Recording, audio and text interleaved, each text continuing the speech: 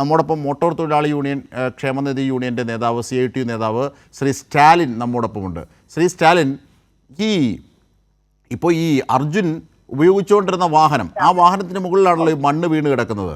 സ്വാഭാവികമായും അർജുന ജീവനോടെ തന്നെ നമുക്ക് വേണം. കേരളം അതിന് തന്നെയാണ് കാത്തിരിക്കുന്നത്. എത്ര തിരച്ചിൽ വൈകിയാലും ജീവനോടെ തന്നെ വേണം. അതിനുള്ള സംവിധാനം ഉണ്ടോ? മണ്ണ് മൂടിയാലും ഒരാൾക്ക് ദിവസങ്ങളോളം അതിൽ കഴിയാനുള്ള വായുവും മറ്റ് സംവിധാനങ്ങളും ഒക്കെ ഉണ്ടാകുമോ ആ ലോറിയിൽ? ആ ലോറിയുടെ പ്രത്യേകത എന്താണ്? ഇല്ല, അങ്ങനെയൊന്നും ദിവസങ്ങളോളൊന്നും അങ്ങനെ കഴിയാനുള്ള സംവിധാനം ആ ലോറിയുടെ ക്യാബിനിൽ ഉണ്ടാവില്ല. നമുക്ക് വേണമെങ്കിൽ ഏറിയാൽ ഒരു 3-4 ദിവസം വരെയൊക്കെ നമുക്ക് വേണമെങ്കിൽ പിടിച്ചു നിൽക്കാം. ഞാനൊക്കെ ആ വഴിക്ക് ഒരുപാട് വണ്ടി ഓടിച്ചിട്ടുള്ളതാണ്. ഞാനൊക്കെ ഈ പറയുന്ന സ്ഥലത്ത് പല തവണയും നിർത്തി ഉറങ്ങിയിട്ടുള്ള ഒരാളാണ്.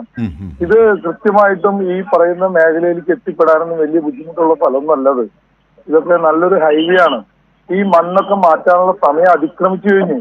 ഇനി ഈ വണ്ടിയുടെ ഒരു പ്രത്യേകത അനുസരിച്ച് ഭാരത് ബെൻസ് അത്രയും സുരക്ഷ കൊടുക്കുന്ന ഒരു വണ്ടിയാണ്.